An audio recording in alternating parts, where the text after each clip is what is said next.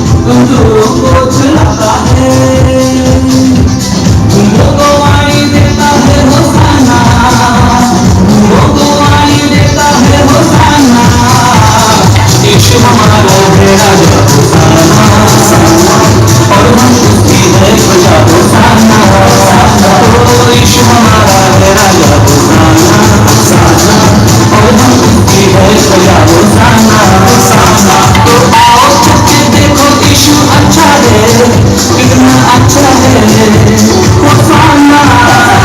तो आओ चख के देखो यीशु अच्छा है, कितना अच्छा है होसाना। यीशु हमारा है राजा होसाना, और हम उसकी है प्रजा होसाना। ओ यीशु हमारा है राजा होसाना, और हम उसकी है प्रजा होसाना।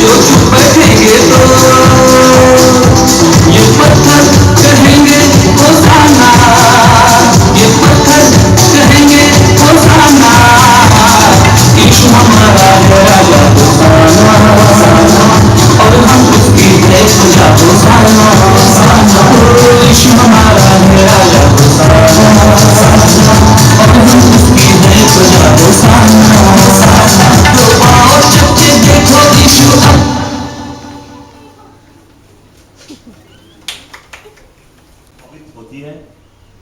हालेलुया।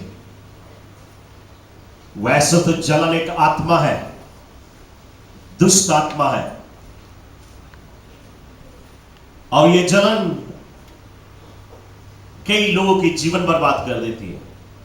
लेकिन मैं आज उस जलन के विषय में नहीं बात कर रहा हूं। मैं आज आपके बीच में एक और जलन, जो पवित्र जलन है, होली जेलसी।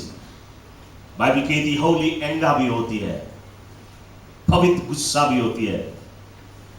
यीशु ने एक बार टेंपल में पवित्र गुस्सा किया, टेबलों को लूट डाला, कबूतर बेचने वालों को उनके कबूतर रिलीज कर दिया, और उसने कहा मेरा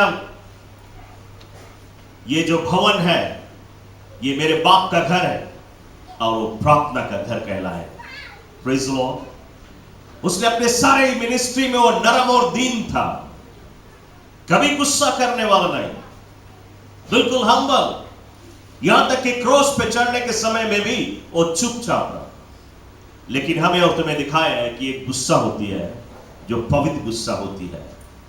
हालेलुया। शायद आप अभी भी अच्छे से समझे नहीं।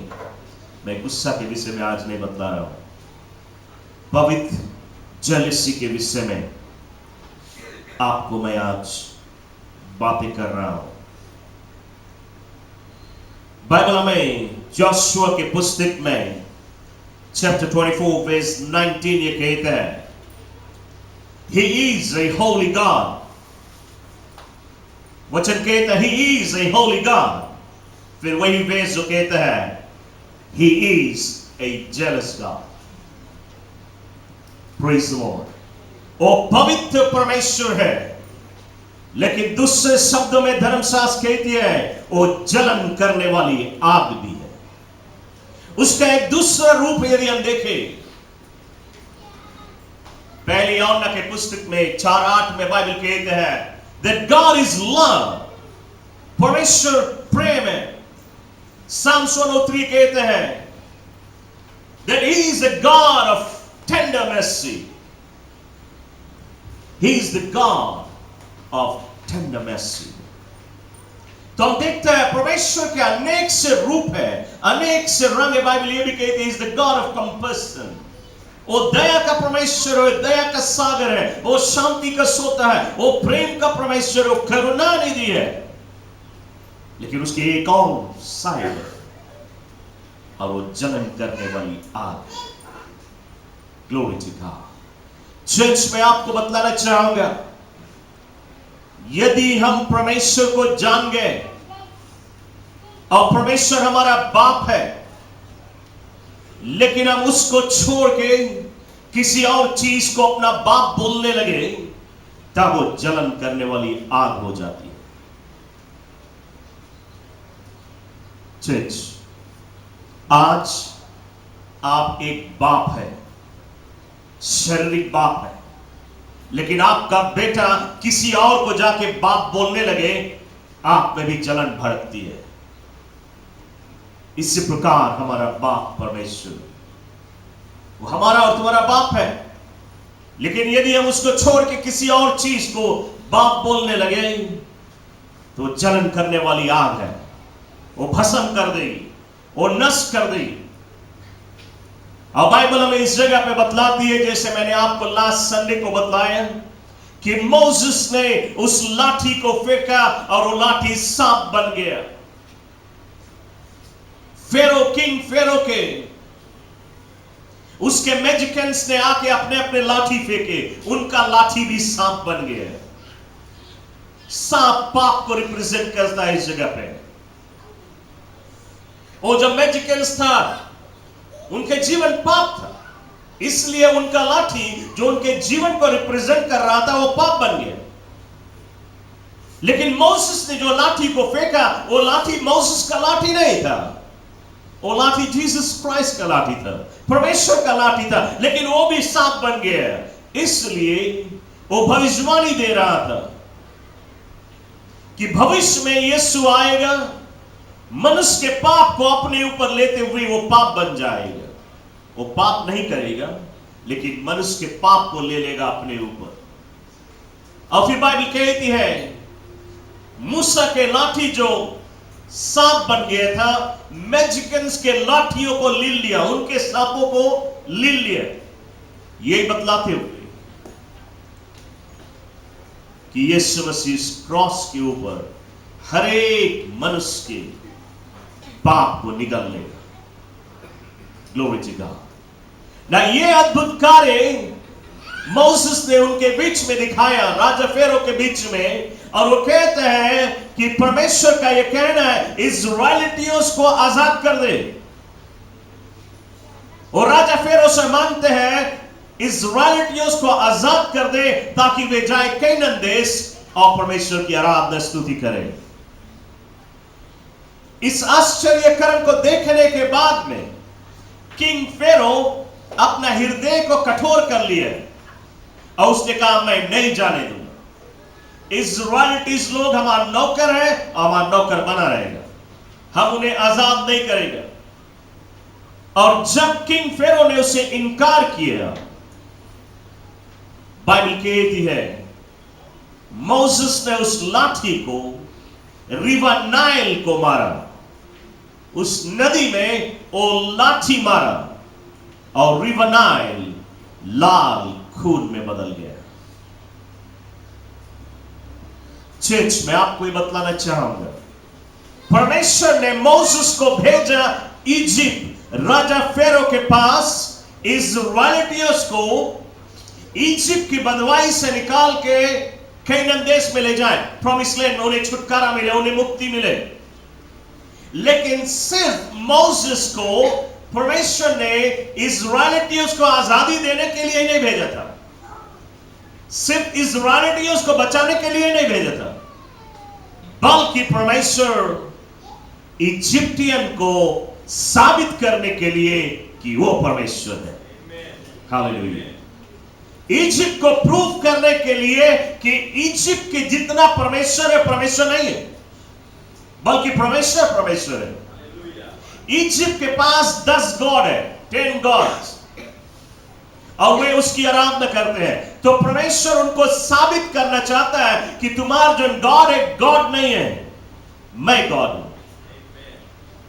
और बाइबल कहती है इसलिए मोसेस ने उस लाठी को रिवर नाइल को मारा और वो लाल खून बन गया। क्यों रिवर नाइल को? क्योंकि रिवर नाइल इजिप्ट का नंबर 1 गॉड। इजिप्टियंस लोग रिवर नाइल को वर्शिप करते हैं और रिवर नाइल को वे कहते हैं फादर ऑफ ऑल गॉड्स, सभी गॉड्स का बाप है रिवर नाइल। परमेश्वर ने मारा उसको, वो लाठी परमेश्वर का है और रिवर नाइल खून हो गया, सारा रिवर नाइल खून ही खून में बदल गया। उसकी जो मछलियां हैं सब मर गई और वो रिवर नाइल में से बदबू आने लगा। ना ये इजिप्टियन लोग रोज उस नदी के आगे हाथ जोड़ते हैं, लेकिन अब वे नदी के पास जाना नहीं चाहते क्योंकि उसमें से बदबू आ रही है। वे उस नदी से तंग हो गए। परमेश्वर क्या करता है? परमेश्वर उनके गॉड से उनको तंग करा रहा है और वे उस नदी से दूर भाग रहे हैं क्योंकि बदबू आ रही है और बीमारी फैल रही है। और तब राजा फेरो मोसेस के पास गया और उसको चिरौरी करता है, प्लीज मोसेस इस प्रकोप को हटा दे, इज़राइलीज को ले जाए, मैं उन्हें आजाद कर दूंगा। मोसेस ने विनती किया, परमेश्वर इस प्रकोप को हटा दे, और बिल्कुल तुरंत ही सारा नदी साफ हो गया। परमेश्वर क्या दिखाता है? परमेश्वर दिखाता है कि मैं परमेश्वर हूं, नदी परमेश्वर नहीं है। ये नदी को बनाने वाला मैंने जिन चीज को बनाया तुम उसकी आराधना करते हो मुझे छोड़ के।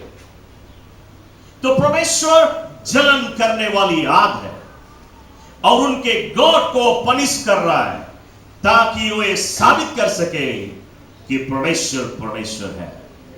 और जब वो नदी साफ हो गया, सब कुछ बिल्कुल ठीक हो गया, बदबू खत्म हो गई, सब कुछ ठीक हो गया, राजा फेरो बोलता है, ओ अब तो सब चीज राइट है, नहीं नहीं अब नहीं लोग के आजाद करेगा, ये हमारा नौकर है, नौकर बना रहे, इज़राइलीज लोग को हम आजाद नहीं करेगा। और बाइबल कहती है मोसेस ने अपने लाठी को उठाया और मेढक की वर्षा हुई। आप देखा मेढक बरसते कभी? हालेलुया। मेढक की वर्षा हुई, इतना मेढक आया इजिप्ट में, इतना मेढक, एक भी इज़राइली के घर में मेढक नहीं, लेकिन सभी इजिप्टियन के घर में मेढक। वो उठे बैठे नहीं सके, कहीं सेटी पे बैठे मांगे सेटी के ऊपर मेढक, सोना चाहे खटिया के ऊपर मेढक, हंडी खोले हंडी के भीतर मेढक, सभी और मेढक ही मेढक, चले तो पैर के नीचे मेढक। बिल्कुल वे तंग हो गए मेढक से, क्योंकि मेढक उनका गॉड है। मेढक को वे कहते हैं गॉड ऑफ वर्शिप, आराधना का परमेश्वर है वो। अब वे उससे तंग हो गए और वे जाके मोसेस से विनती करते हैं, प्लीज मोसेस, इस मेढक को हटा दे और हम इस्राएलिटीज को आजाद कर देगा। मोसेस विनती किया, परमेश्वर इस मेढक को हटा दे। तुरंत ही मेढक सब गायब हो गए। गॉड उनको प्रूव किया कोई ऐसा नहीं कर सकता है, सिर्फ परमेश्वर कर सकता है। परमेश्वर उनको साबित करता है ये मेढक परमेश्वर नहीं, मेढक का सृष्टि करने वाला मैं हूं। वे सृष्टिकर्ता के छोड़ के सृष्टि हुए किया हुआ चीज को आराधना कर रहे हैं। लेकिन जब मेढक सब खत्म हो गया, सब कुछ बिल्कुल ठीक हो गया, राजा फेरो फिर कहता है, नहीं मोसेस, हम इन लोगों को नहीं जान देगा। ये हमारे बंधुआई के नीचे हमारा नौकर, हमारे स्लेव है और ये स्लेव बना ही रहेगा। बाइबल कहती है मोसेस ने उस लाठी को उठाया एक बार और इस पृथ्वी को मारा और उस पृथ्वी में से धूल उड़ी। और ये जो धूल उड़ती रही, ये जो धूल उड़ी, ये धूल उड़ती रही और उड़ती रही और ये धूल कुटकी और मच्छर में बदल गया। और ये कुटकी और मच्छर कहीं और नहीं, कोई इजराइलिटीज के ऊपर नहीं, खाली इजिप्टियन के शरीर में उनको कुटकी काट रहा है, उन्हें मच्छर काट रहा है, वे तंग हो रहे हैं। क्यों? क्योंकि ये धरती उनका परमेश्वर था। हालेलुया। गॉड ऑफ अर्थ, ये पृथ्वी उनका गॉड है। आज भी कुछ कुछ लोग का ये पृथ्वी गॉड है, इजिप्टियन का गॉड है। वे पृथ्वी में से जो निकल रही मट्टी है, जो धूल कंटिन्यूअस उड़ रही है और ये धूल कुटकी बदल रही है, कुटकी में और मच्छर में बदल रही, वे बिल्कुल उनसे दंग हो गए। और फिर वे गए मोसेस के पास और मोसेस चिरौरी करते, मोसेस प्लीज इस प्रकोप को हटा दे, इस बार हम इस्राएलियों को जाने देंगे। मोसेस ने विनती किया कि परमेश्वर इस कुटकी को हटा दे, इन मच्छरों को हटा दे। बिल्कुल तुरंत ही सभी कुटकी खत्म हो गई, सभी मच्छर खत्म हो गया। परमेश्वर उनको साबित करता है ये पृथ्वी परमेश्वर नहीं, पृथ्वी को बनाने वाला मैं हूं। लेकिन फिर भी बाइबल कहती है कि इजिप्ट के जो राजा है उसने अपने मन को कठोर कर लिया। जब देखा सब कुछ ठीक है, वो कहता है नहीं नहीं, हम इस्राएलिटीज को नहीं जाने देगा, ये हमारा नौकर रही सब रोज। और बाइबल कहता है मोसेस ने एक बार अपना लाठी को उठाया और इस बार मक्खी की वर्षा हुई। इतना मक्खी आया, सिर्फ कान में एक मक्खी आवाज करे आप जानता कैसा है। हालेलुया। एक एक इजिप्टियन के ऊपर 100 मक्खी, उनका बड़ा बुरा हाल है, बड़ी मुसीबत आया। मक्खी, उनके घर में मक्खी, उनके खटिया में, उनके हड्डी में, उनके भोजन में सब मक्खी ही मक्खी है। क्यों मक्खी? क्योंकि इजिप्टियन लोग कहते हैं मक्खी, flies is the God of miracle, आश्चर्य कर्म का परमेश्वर है वो।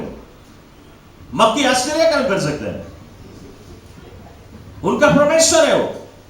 परमेश्वर ने उनको इतना मक्खी दिया कि वे मक्खी से तंग हो गए। उनका जुबान ये कहता, आप नहीं मानता इस मक्खी को, क्या बोलते हैं, हमें अपने गोट का नहीं मानता है। मोसेस के आगे जाके चिरौरी करते हैं, इस गोट को हटा दे, नहीं मानता हम लोग। और मोसेस ने विनती किया, परमेश्वर मक्खियों को हटा दे, और मक्खी जितना थे तुरंत ही हट गए, सब कुछ बिल्कुल ठीक हो गया। राजा फेरो ने अपने मन को फिर कठोर कर लिया और वो कहता है मोसेस, हम इस इस्राएलियों को नहीं जाने देगा, वो हमारा नौकर है और सर्वदा हमारा नौकर रहेगा। बाइबल कहती है परमेश्वर ने एक और प्रकोप भेजा इजिप्ट के ऊपर, और इजिप्ट के पास जितना घोड़ा, गाय, बैल, जितना बकरी, जितना भेड़ा, सब मर गए, सब मर गए, एक भी नहीं बचा, सब मर गए। क्यों ऐसा हुआ?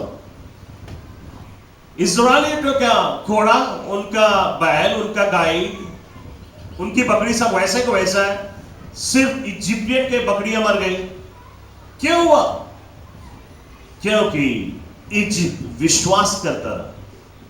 ये जितना कैटल्स है ये सब एंसेस्ट्रल गॉड है और वे भी उनकी आराधना करते थे। इसलिए परमेश्वर सभी जानवरों को मार डाला, ये दिखलाते हुए वो घोड़ा बैल, वो बकरी, वो भेड़ा, वो परमेश्वर नहीं है। परमेश्वर परमेश्वर है। जब वे परमेश्वर को छोड़ के किसी चीज की आराधना करते हैं, परमेश्वर के अंदर में जलन भड़कता है। जलन करने वाली आग है और ये पवित्र आग है, लोगों को सुधारता है, स्वर्ग के रास्ता दिखाता है। हालेलुया। बाइबल कहती है राजा फेरो फिर मोसेस से विनती करता है कि मोसेस इस प्रकोप को हटा ले, आपसे नहीं कोई बकरी कोई भेड़ा मरे, इस प्रकोप को हटा दे और इस इस्राएलियों को हम जाने देगा। मोसेस ने विनती किया, परमेश्वर ने इस प्रकोप को रोक दिया।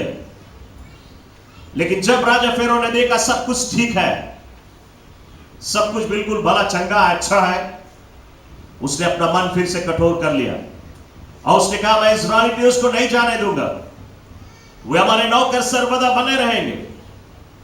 बाइबल कहती है परमेश्वर ने एक और प्रकोप उनके ऊपर भेजा और सभी इजिप्टियन के शरीर में फोड़े निकल आए। फोड़े यानी कि बोइल। कोई इस्राएलियों को बोइल नहीं निकला, लेकिन सभी इजिप्टियन के चेहरे पे बोइल ही बोइल, उनके पैर में, उनके हाथ में बोइल, सारा शरीर में बोइल। क्यों उनके शरीर में बोइल? क्योंकि वे अपने शरीर के जो मांस है, इस मांस को कहते हैं गॉड ऑफ फ्लेश। उनका जो मांस है वे नहीं गॉड है, लेकिन उनका मांस गॉड है। और वे क्या करते हैं? इजिप्टियन क्या करते हैं? इस्राएलिटीज लोग उनके स्लेव हैं। इस्राएलिटीज लोग नौकरी करते हैं। इस्राएलिटीज लोग उनके लिए कोड़ते हैं, उनके लिए बोते हैं। इस्राएलिटीज मेहनत करते हैं। इजिप्टियन क्या करते हैं? इजिप्टियन सिर्फ ऐश और आराम करते हैं। उनके कोई काम धंधा नहीं है। जब कोई काम धंधा नहीं तो कुछ ना कुछ तो करना चाहिए, कुछ तो करते हैं। क्या करते हैं? वे अपने शरीर को संवारते हैं, मेकअप करते हैं, लाल ब्लू ग्रीन सब लगाते हैं चेहरा में। हालेलुया। सोने से मरते हैं, अपने शरीर को संवारते हैं, अपने आप को। और परमेश्वर ने उनके चेहरे पे बोइल दे दिया, ये दिखाते हुए तुम्हारा शरीर, तुम्हारा जो मांस है वो परमेश्वर नहीं है, मैं परमेश्वर हूं। सभी के शरीर में बोइल निकल गया है। परमेश्वर ने उनके साबित किया कि ये तुम्हारा गॉड नहीं है। और तब इजिप्टियन लोग मोसेस के आगे चिरौरी करते, मोसेस इस प्रकोप को हटा ले। मोसेस ने परमेश्वर से विनती किया कि इस बोइल को हटा ले, और एक ही क्षण में सभी इजिप्टियन के शरीर में से वो बोइल चले गए। उनका शरीर बिल्कुल भला और चंगा हो गया। परमेश्वर ने उनको साबित किया ये चंगाई दे और कोई नहीं सकता। इजिप्टियन के कोई गॉड नहीं कर सकता, सिर्फ परमेश्वर कर सकता। परमेश्वर ने उनको प्रूव किया कि मैं परमेश्वर हूं। हालेलुया। आज भी बहुत से लोग समस्या लेके आते हैं, प्रॉब्लम लेके आते हैं, कलीसिया में आते हैं, बीमारी रोग लेके आते हैं, दुख से आते हैं, तकलीफ से आते हैं, और जब प्रभु उन्हें चंगाई देके साबित कर देता है मैं चंगाहारा परमेश्वर हूं, वो प्रभु को छोड़ के चले जाते हैं, भूल जाते परमेश्वर। बहुत से लोग आज भी ऐसा है, लेकिन परमेश्वर आज लोगों को साबित करता है कि वो परमेश्वर है। बाइबल कहती है कि किंग फेरो ने अपने हृदय को फिर कठोर कर लिया और उसने कहा मैं इस्राएलियों को नहीं जाने दूंगा। और मोसेस ने अपने लाठी को उठाया आकाश की ओर, और आकाश से हेल की वर्षा हुई, ओले बरसे। ओले या आइस, बर्फ। ये मामूली बर्फ नहीं थे, बड़े बड़े टुकड़ा बड़ा बड़ा टुकड़ा ओले बरस रहे हैं, लेकिन ये सारी इजिप्टियन के घर पे नहीं बरसा, इजिप्टियन लोगों के ऊपर नहीं बरसा, बल्कि उन दिनों में सभी इजिप्टियन के आंगन में एक पेड़ होता था जिसको वे कहते थे सिग्मो ट्री। और ये पेड़, इस पेड़ के नीचे जब कोई इजिप्टियन मर जाए तो वे मरा हुआ बॉडी को उस पेड़ के नीचे रख के उस पेड़ को पूजा करते थे। वे कहते थे कि ये पेड़ आकाश को रिप्रेजेंट करता है, गॉड ऑफ द स्काई। ये पेड़, तो ये जो मर चुका है इसका आत्मा ऊपर आकाश पे तो गया है, तो इस पेड़ से विनती करते हैं कि उसकी आत्मा की शांति दे वगैरह वगैरह। पेड़ उनका एक गॉड है। परमेश्वर ने ओले बरसाया सिर्फ सिग्मो ट्री के ऊपर। जितना भी पेड़ था सिग्मो ट्री इजिप्ट में, सभी के ऊपर ये ओले बरसे और सभी पेड़ बर्बाद हो गए। परमेश्वर ने उनको साबित किया ये पेड़ परमेश्वर नहीं है, परमेश्वर मैं। Glory to God. आज भी कई लोग पेड़ को पूजा करते हैं। एक दिन मैंने देखा एक पेड़ के आगे एक व्यक्ति डोरा लेके उसको लपेट रहा है। Hallelujah, glory to God. ना परमेश्वर साबित करता है पेड़ को बनाने वाला परमेश्वर है, पेड़ परमेश्वर नहीं है। वो जलन करने वाली आग है। यदि हम उसे छोड़ के किसी और चीज को गॉड बोलने लगे, वो उसको बर्बाद कर देगा, वो उसे नष्ट कर देगा। बाइबल कहती जब ये प्रकोप उनके ऊपर आया, राजा फेरो फिर विनती करता है, मोसेस इस प्रकोप को हटा दे और इस्राएल को तुम ले जाओ। मोसेस ने विनती किया, परमेश्वर इस ओले को रोक दे, और ओले बरसना रुक गया। और जब को सब कुछ ठीक हो गया, राजा फेरो कहता है कि हम फिर दूसरा पेड़ बो सकते हैं, हम इस्राएल को नहीं जाने देंगे। उसने अपने मन को, अपने हृदय को फिर से कठोर कर दिया। बाइबल कहती मोसेस ने अपने लाठी को उठाया, और जब उसने अपने लाठी को उठाया, लोकस्ट की वर्षा हुई। लोकस्ट दूसरे रूप से हिंदुस्तानी में उसको हम टिड्डी कहते हैं। यदि आप समझे नहीं लोकस्ट है क्या, आपने ग्रासहोप्पा को देखा है, बिल्कुल ग्रासहोप्पा की तरह लोकस्ट होती है। लोकस्ट की वर्षा हुई। आप जानते हैं जब लोकस्ट आती है तो उनकी संख्या मिलियंस में होती है। उनका जो एक झुंड होता है, मिलियंस में एक झुंड आती है। तो ये लोकस्ट आई और ये इजिप्टियों के खेत में बैठ गए। जानते हो लोकस्ट का क्या काम है?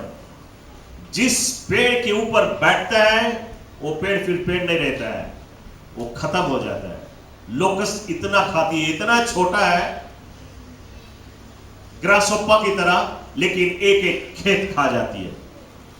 मिलियंस में आती है। खेत में जो पेड़ है, उन पेड़ के ऊपर जब लोकस्ट बैठती है, यदि उसकी ऊंचाई देखिए इतना है, थोड़ी देर देखिएगा बिल्कुल जमीन पे मिट्टी खुरच के खा जाती, यहाँ तक जड़ भी नहीं छोड़ती उसकी। इस प्रकार से लोकस्ट पेड़ को खाती है। और ये लोकस्ट आई, इजिप्टियन के खेतों में जितना भी अनाज था, उनके सभी अनाजों को खा गया। क्यों? परमेश्वर ने लोकस्ट भेजा। इजिप्टियन लोग लोकस्ट को गॉड कहते हैं, उनका परमेश्वर है, और उसको कहते हैं गॉड ऑफ वेल्थ, धन दौलत का परमेश्वर। हम भी किसी चीज को धन दौलत कहते हैं, धन दौलत का परमेश्वर कहते हैं। हालेलुया। इजिप्ट के लिए लोकस्ट धन दौलत का परमेश्वर है, इसलिए लोकस्ट ने इजिप्टियन के सारे धन दौलत को खा गया। परमेश्वर ने उनको साबित किया कि लोकस्ट परमेश्वर नहीं है, परमेश्वर परमेश्वर है।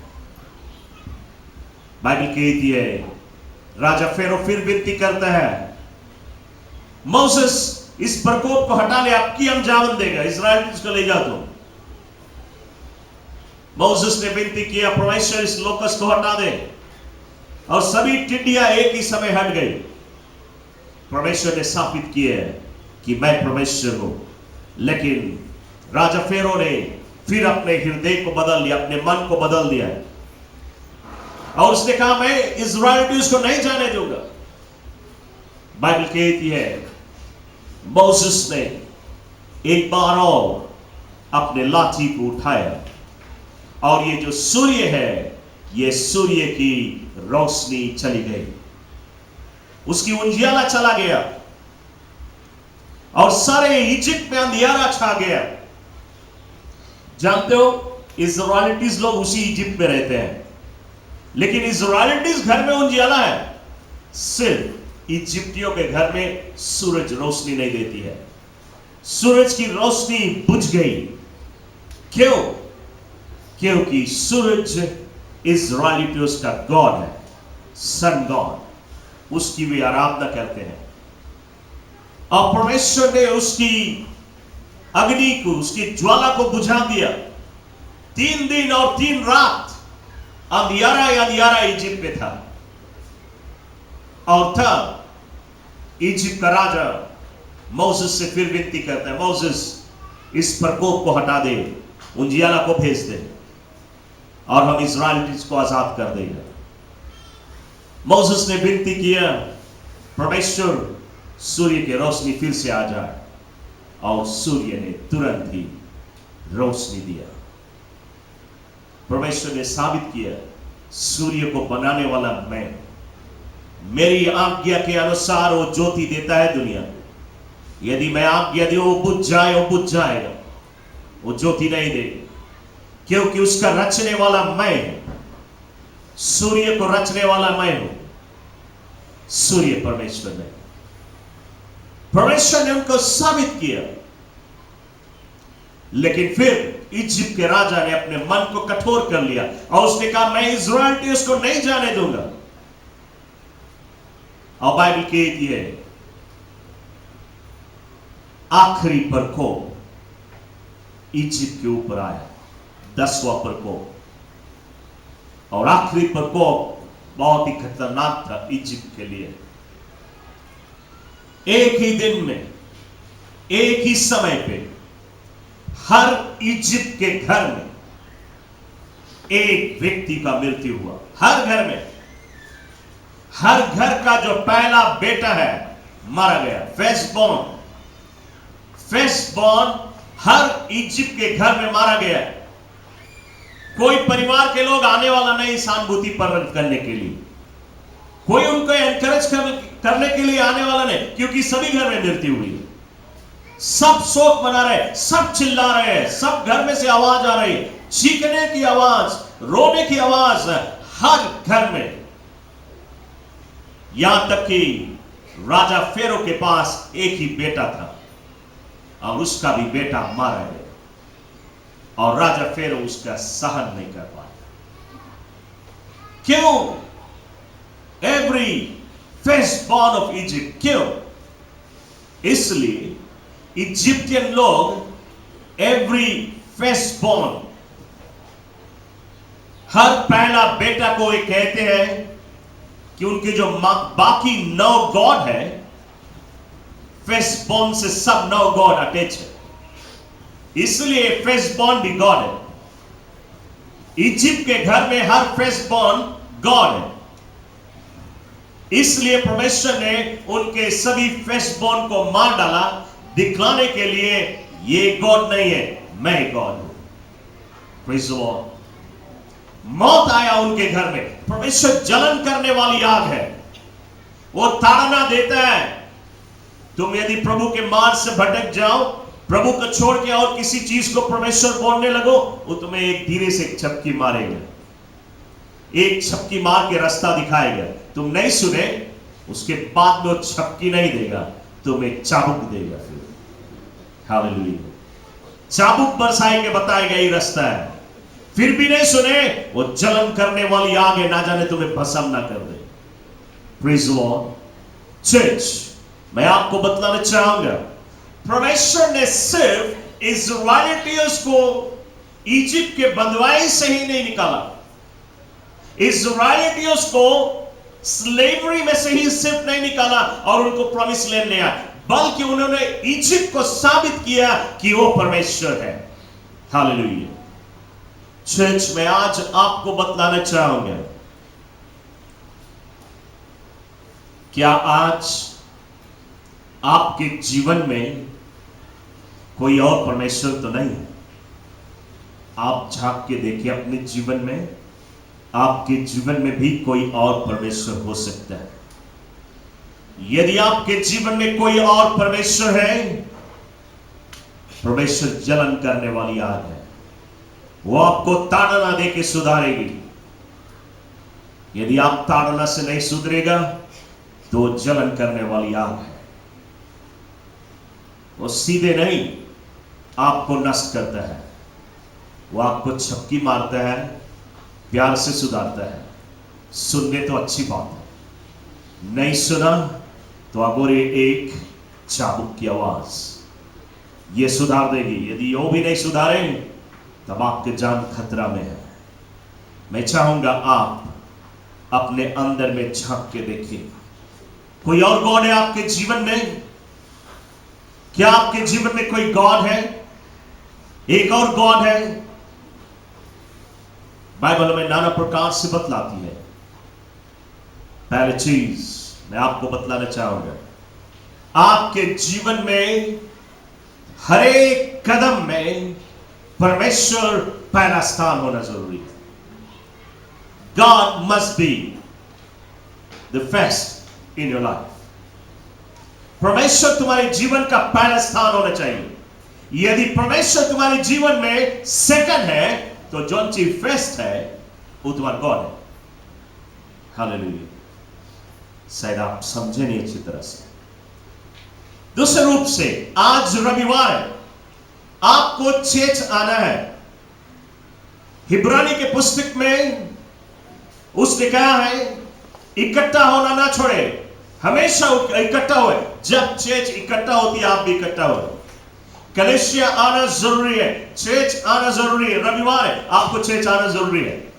आपको मालूम है हम यहां आएगा, प्रभु की आराधना करेगा, उसकी स्तुति करेगा, उसके वचन सुनेगा, उसके वचन को हृदय में बसाएगा, वचन के अनुसार चलेगा, उसके वचन को सीखेगा।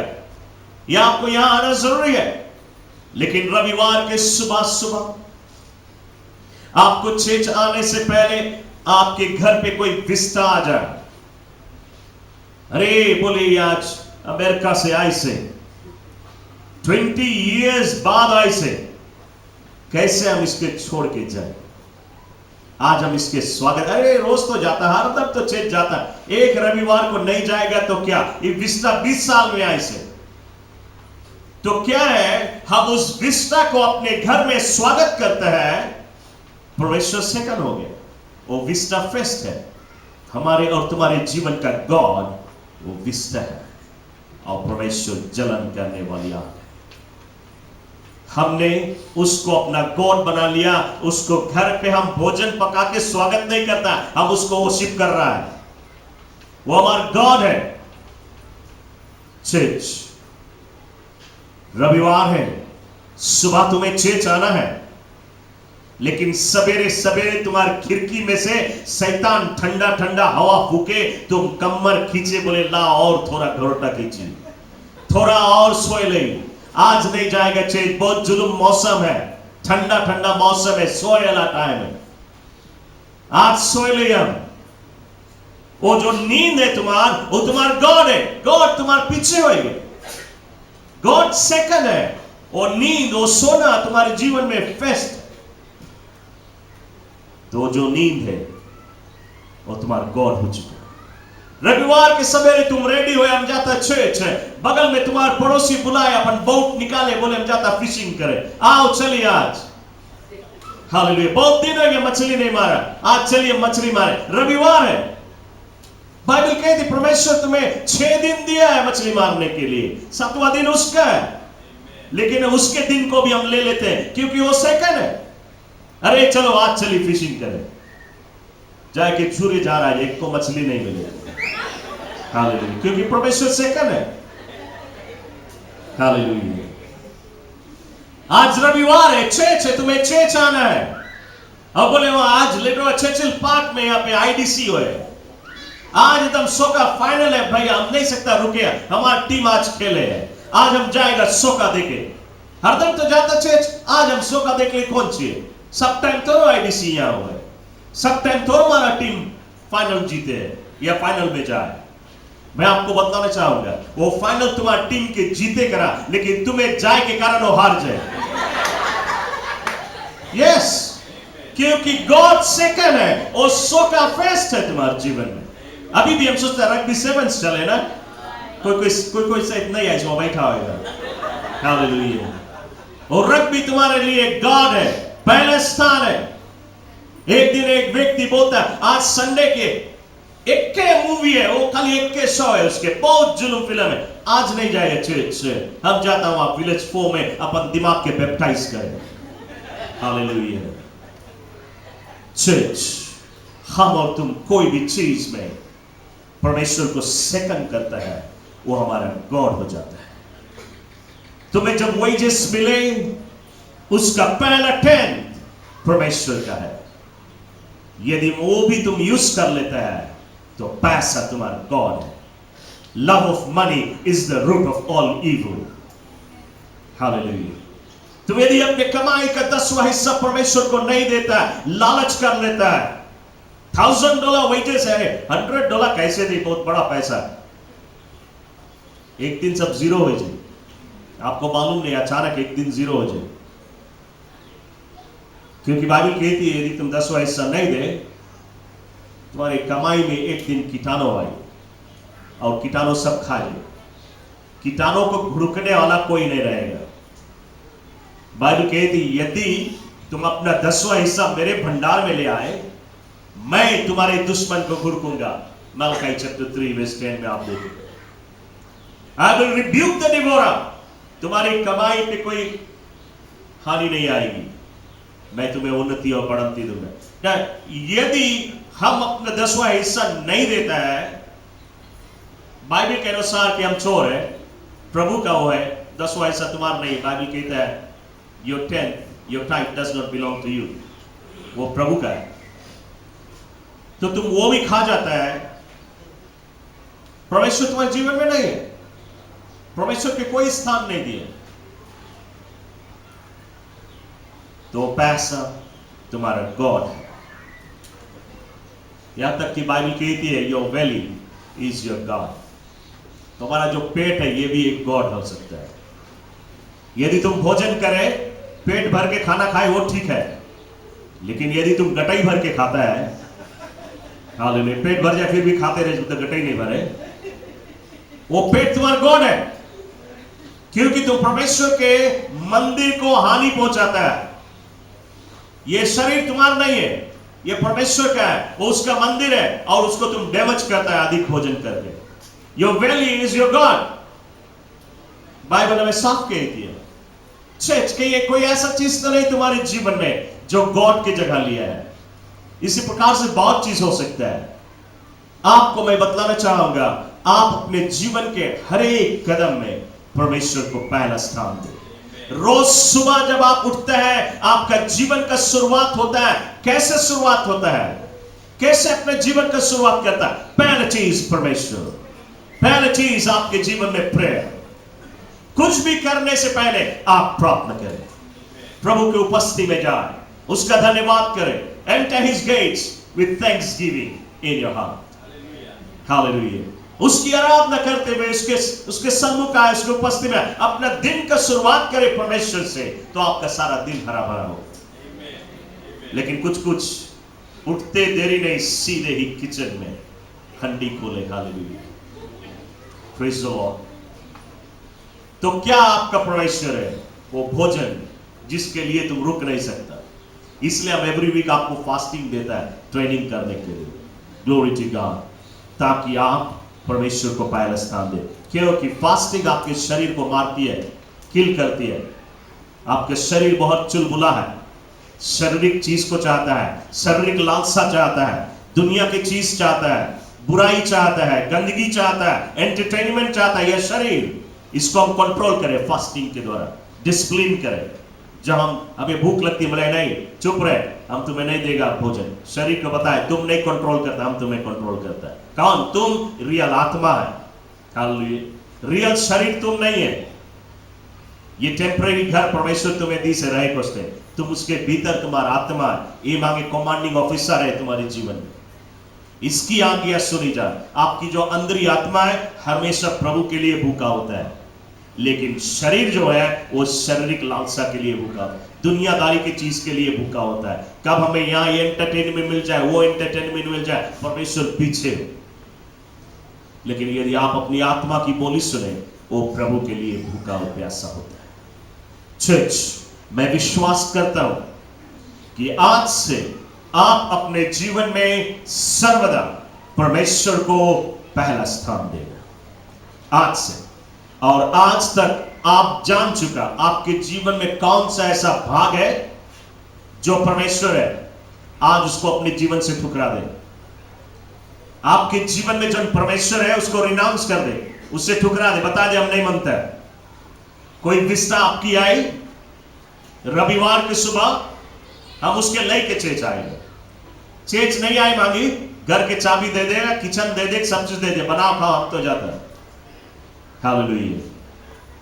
आप कह दे आज प्रभु से, हम विस्ता के स्वागत आज ठुकराता है रविवार को, चर्च के समय में, परमेश्वर के समय में। पैसा जब हमारे हाथ में आई, सिर्फ तलब ही नहीं, कोई भी रकम का पैसा, हमारी इनकम कोई भी आई, उसका 10वां भाग पहले परमेश्वर का। हालेलुया। मेरे जीवन में एक कमजोरी, पैसा मेरा गॉड है, और आज पैसा हम तुम्हें ठुकराए देता, हम तुम्हें नहीं मांगता, हम परमेश्वर को मांगता है। चर्च के नाम से खड़े हो जाए, प्रभु की उपस्थिति में। हालेलुया। आपके जीवन में जो कोई भी चीज पहला स्थान है, उसे आप अपने जीवन से ठुकरा दो। मैं चाहूंगा आप अपने आंखों को बंद करें, आपका ध्यान परमेश्वर की ओर जाए। मैं जानता हूं कि इस वचन के बाद में आप अपने गलतियों को एहसास करने लगे। इजिप्ट एक एक चीज को अपना परमेश्वर बोल रही थी। आप शायद अपने जीवन में सभी परमेश्वर को ठुकरा दिया जो आपके जीवन का परमेश्वर था, लेकिन आपको मालूम नहीं, इतने सारे ठुकराने के बाद में पैसा आपका परमेश्वर है। इतने सभी चीज को ठुकराने के बाद में आपका विस्डम आपका परमेश्वर है। सभी चीज को ठुकराने के बाद में फिशिंग आपका परमेश्वर है। सभी चीज को ठुकराने के बाद में वो स्पोर्ट्स, वो क्रिकेट, वो सॉकर, वो रग्बी आपका परमेश्वर है। आज आप उसे ठुकरा दे, कह दे उससे पहले, सबसे पहले परमेश्वर हमारे जीवन, उसके बाद में चाहे कोई चीज। हालेलुया। आज आप अपने जुबान से कह रहे, आप जहां भी कहीं हैं, परमेश्वर को उपस्थिति आपके बिल्कुल निकट है। प्रभु आपके बिल्कुल बगल में खड़ा हुआ है। हम नहीं आपको सुन सकता, लेकिन आपकी जुबान से यदि धीमी शब्द में भी आप बोले, आपके पड़ोसी नहीं सुन पाए, लेकिन प्रभु सुन लेगा। आप कह दें कि मेरे जीवन में ये पहला स्थान, ये एंटरटेनमेंट मेरे जीवन में पहला चीज था, लेकिन मैं आज इसे ठुकराता हूं। प्रभु मैं तुझे अपने जीवन में पहला स्थान देता हूं। इस पाप को, इस गंदगी को, इस बुराई को, ये लालच को, जिसको मैं अपने जीवन में पहला जगह देता था, आज से हम उसे नहीं मांगता। हमारे जीवन को छोड़ दे और चली जा। Thank you master. ऐ स्वर्गीय शक्ति महान मेरे अब्बा पिता परमेश्वर, हम आज सुबह एक बार फिर प्रभु तेरे पवित्र चरणों में आए हैं।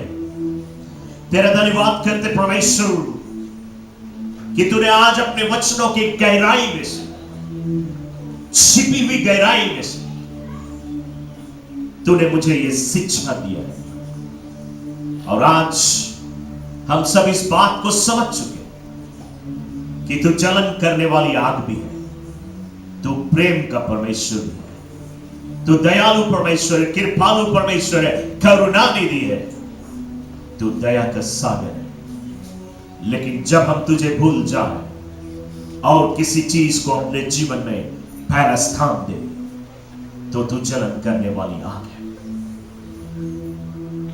प्रभु जी, मैं दुआ करता हूं, आज ये कलीसिया मेरे बाप अपनी गलतियों को एहसास कर चुके हैं। ये कलीसिया आज अपने हृदय में मान चुके हैं और अपनी जुबान से बोल चुके हैं कि ये कमजोरी इनके जीवन में, और आज इन कमजोरियों को ये ठुकरा चुके हैं, रिनाउंस कर चुके हैं कि आज से ये अपने जीवन में किसी चीज को पहला जगह नहीं देंगे। अपने जीवन में सबसे पहला स्थान तुझे ये देंगे। प्रभु जी, आज लोगों ने तुझसे वादा किया है, और मैं आज तेरे सेवक होने के द्वारा तुझसे यही मांग रहा हूं प्रभु, इन लोगों को इस पवित्र मार्ग में चलने का शक्ति तू दे, ताकि अपने जीवन के सफर में हर दिन, हर घड़ी, हर समय, हर घंटा तुझे अपना पहला स्थान दे। तू इनके जीवन का राजा हो, तू इनके जीवन में प्रभु हो, तू इनके जीवन में प्रभुता कर, और तेरी ही इच्छा इनके जीवन में पूरी हो। मैं इस समय तेरे सेवक होने के द्वारा अपना अधिकार को लेते हुए दुआ करता हूं, तेरे बच्चों के जीवन में जो पैसे की लालसा थी, जो स्पोर्ट्स, जो क्रिकेट, जो रग्बी, जो सोका, जो दुनियादारी की चीज, जो वर्ल्डली चीजें, जो फिल्म, पारिवारिक जनों का स्वागत, दोस्तों का स्वागत, इनके जीवन में जो पहला स्थान था, इन सभी चीजों को मैं यीशु के महान नाम में आज्ञा देता हूं, प्रभु के हर एक बच्चों के जीवन को छोड़ दे, चली जाएं सुखी भूमि में। और आज से परमेश्वर, ये लोग तेरा मौसस है, ये तेरे मौसस है प्रभु, ये अपने जीवन में तुझे पहला स्थान दे। ये जिएंगे तो तेरे लिए जिएंगे, इनके जीवन में सिर्फ तेरी ही महिमा होगी। एक भी महिमा, एक भी बड़ाई इनका नहीं होगा, बल्कि इनका जीवन तुझे महिमा देगी। हमारे परमेश्वर, हमारी कलीसिया तुझसे आज ये वादा करती है, और इस वादा को ये निभाए। हमारे परमेश्वर, मैं तुझसे दुआ करता हूं, हर एक में वो सामर्थ डाल दे प्रभु, ताकि ये वचन जो ये सुने और सीखे हैं, इनके जीवन में ये वचन कार्य रूप ले सके। धन्यवाद देते हुए हर एक व्यक्ति के जीवन इस कलीसिया में मैं तेरे हाथों में अर्पण करता हूं, और ये दुआ हम यीशु क्रिस्त के नाम से तुझसे मांगते हैं। Amen and amen and amen. Hallelujah.